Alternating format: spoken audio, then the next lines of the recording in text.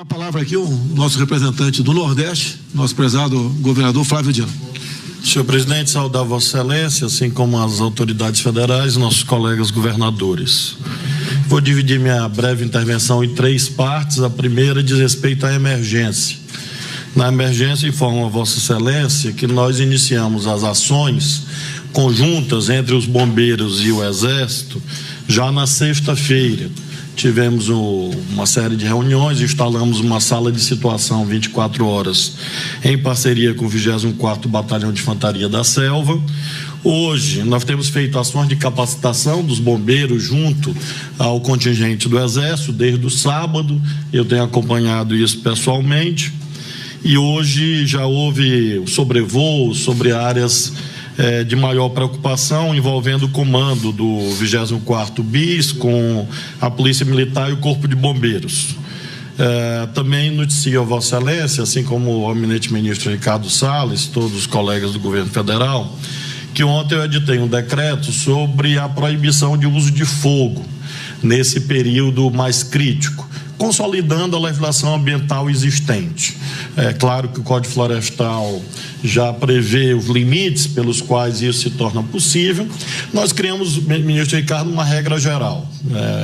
A regra geral é a vedação do uso do fogo, a adoção de práticas sustentáveis para que nós possamos viabilizar a compatibilização entre a necessária preparação das áreas para fins de agricultura, de produção, com a proteção do meio ambiente. Esse decreto foi editado. Nós fizemos as exceções do Código Florestal, e que Vossa Excelência conhece, no artigo 38, como exceções à regra geral. E é claro que esse é um parâmetro pelo qual a Secretaria de Estado do Meio Ambiente e o Corpo de Bombeiros vão tratar dessa temática, e achamos que esse é um mecanismo que é útil para que nós possamos sair desse quadro emergencial. A segunda parte da minha, noticiando que nós requeremos o GLO ambiental e que, evidentemente, essa cooperação entre o Estado e o governo federal deve se intensificar. É o nosso desejo que isso ocorra, e quero registrar a ampla colaboração que temos tido do Comando Local das Forças Armadas, que tem nos ajudado na coordenação dessas ações, que são permanentes, em verdade, por parte do nosso Corpo de Bombeiros, também do nosso batalhão de policiamento ambiental da Polícia Militar. A segunda parte da minha intervenção diz respeito às propostas, 3 propostas. A primeira é intensificação e retomada do uso do Fundo Amazônia. Nós temos projetos em andamento, sendo executados com recursos do Fundo Amazônia, e nós temos, senhor presidente, projetos que aguardam a apreciação do Fundo Amazônia. No caso do Maranhão, se refere exatamente ao combate, à prevenção e combate a incêndios florestais. Nós temos um projeto lá, no valor de 33 milhões de reais, que pende de apreciação junto aos órgãos deliberativos do Fundo Amazônia, e isso poderia viabilizar a aquisição de equipamentos de grande importância para emprego por parte do nosso contingente estadual, e também, claro, em regime de parceria com as Forças Armadas. Então, me parece muito importante que haja esse destravamento do Fundo Amazônia, que de fato ele é uma ferramenta de altíssimo valor, de enorme importância, muito bem gerenciado pelo BNDES, pelo seu corpo técnico, pelo seu quadro técnico, claro, também pelas autoridades ambientais, e é uma ferramenta da qual nós não podemos abrir mão, como registrou aqui o governador Mauro, o governador Helder e outros colegas. É claro que há uma restrição fiscal aguda que o Brasil atravessa, as finanças públicas, como nós sabemos, duramente depreciadas, e nós não podemos rasgar dinheiro, porque rasgar dinheiro não é algo sensato na atual conjuntura. De modo que a primeira proposta que eu gostaria de registrar é esta: Fundo Amazônia. A segunda, gostaria de corroborar tudo quanto dito por vários que me antecederam acerca da importância de um programa de cooperação, de regularização fundiária e assistência técnica.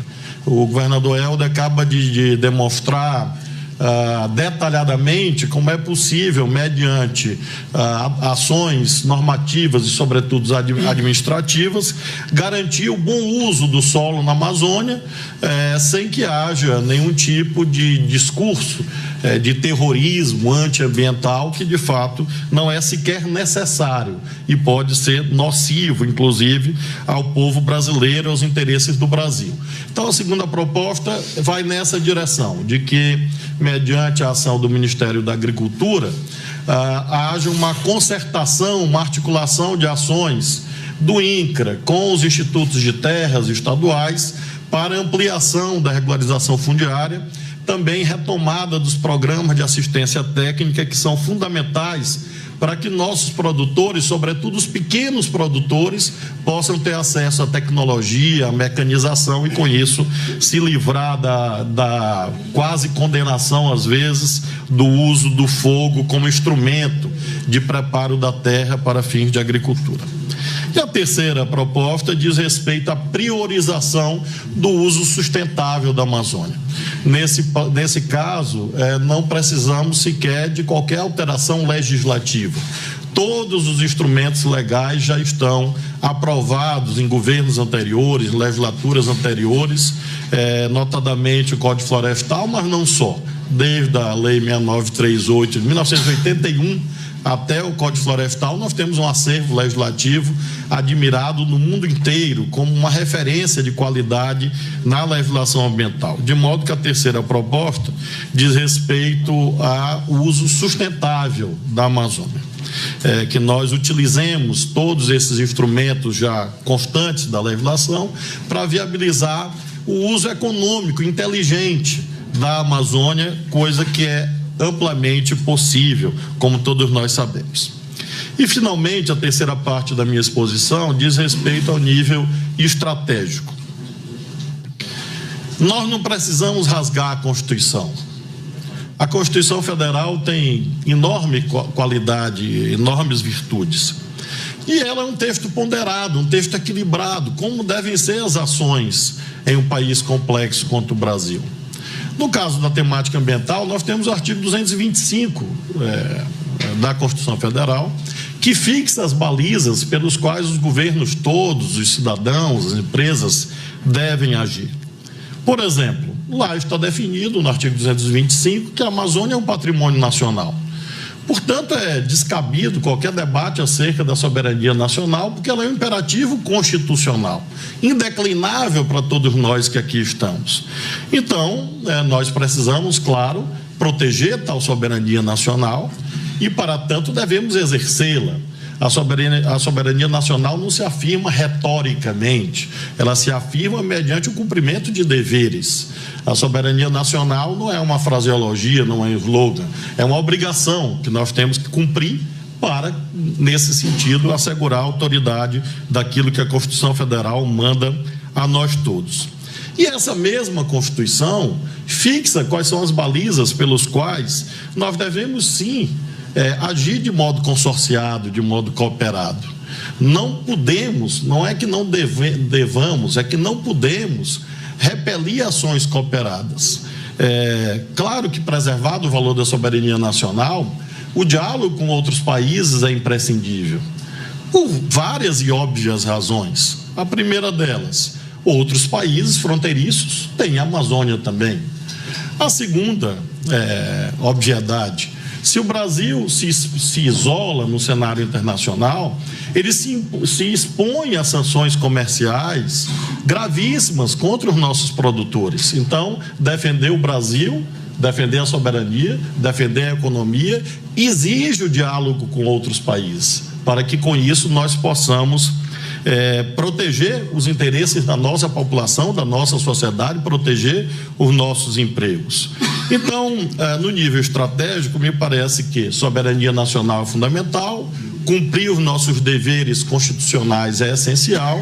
Em terceiro lugar, buscar uma ampla cooperação, sob a liderança, claro, das autoridades legitimadas a tanto, no caso, o governo federal, mas no concerto das nações do mundo, sobretudo das nações que conosco dividem a Amazônia na América do Sul, procurar um processo de cooperação que abranja outros países, Também organismos privados, eu não sou daqueles que satanizam, demonizam ONGs. Eu acho que isso é um equívoco, porque nós temos ONGs da imensa seriedade no mundo e no Brasil. Então nós precisamos sempre separar, como diz a Bíblia, o joio do trigo. Nós não podemos dizer que as ONGs são inimigas do Brasil. Quer dizer, não adianta, não será tocando fogo nas ONGs que nós vamos salvar a Amazônia. É preciso sempre se distinguir entidades da maior seriedade que atuam no Brasil há muitas décadas, universidades, institutos, igrejas, que podem ajudar a proteger a Amazônia brasileira. No mesmo sentido da cooperação, finalmente, destaca o papel dos povos indígenas. Eles são brasileiros e brasileiras, são detentores de direitos que devem ser respeitados, que estão inscritos na Constituição e que, portanto, não podem ser ignorados por nós que aqui estamos. E a Constituição oferece os caminhos pelos quais a União, como detentora do domínio da propriedade sobre as terras indígenas, podem exercê-las. Então, eu queria finalmente destacar que nesse nível estratégico me parece que o meio termo é a melhor receita. Extremismos nunca são adequados no enfrentamento de uma temática complexa quanto essa do meio ambiente. De modo que acho fundamental, finalmente, que nós façamos um discurso sempre ponderado, porque quando se solta uma faísca nos níveis hierárquicos mais altos, isso, quando vai chegando ao chão da realidade, pode se transformar no incêndio. Então é preciso ter sempre muito cuidado, muita ponderação, porque é o arbitramento de interesses conflitantes, legítimos, de perspectivas diferentes de como governar o Brasil, e não será, evidentemente, de modo impositivo, coercitivo, que vai se chegar a um bom termo. De modo que, finalmente, nesse nível estratégico, gostaria de fixar este trilho. O nosso trilho inafastável, irrenunciável, é a Constituição. Dele nós não podemos nos separar. E a Constituição fixa quais são os parâmetros pelos quais deve haver defesa da soberania, cooperação com outros povos, respeito aos direitos indígenas, respeito às entidades privadas que atuam no Brasil, proteção ao meio ambiente, proteção da economia brasileira, garantia de que o nosso país não seja exposto a sanções comerciais, que nossos produtores não sofram em razão de uma temática deste tipo. Friso, portanto, que não com uma postura, a meu ver, puramente reativa, que nós vamos sair dessa crise de imagem aguda que o Brasil se encontra. É preciso ter moderação. Eu acho que com moderação e com diálogo, muito facilmente, o Brasil vai mais uma vez superar essas dificuldades e encontrar no nível estratégico as medidas que nós devemos juntos adotar para que a Amazônia seja capaz, apta de transformar potencialidades em virtudes, em riquezas para a população amazônica e, sobretudo, para o desenvolvimento do Brasil. Da minha parte, senhor presidente, como sempre, o senhor sabe que pode contar, e as autoridades do governo federal sabem que pode contar, com a minha seriedade, com o meu compromisso e, portanto, com o meu apreço à verdade, né? Sempre defendendo com muita clareza as posições nas quais eu acredito, mas, ao mesmo tempo, sempre muito disposto ao salutar diálogo entre pensamentos diferentes, para que, com isso, nós possamos extrair pontos em comum que impulsionem ações em favor do nosso país.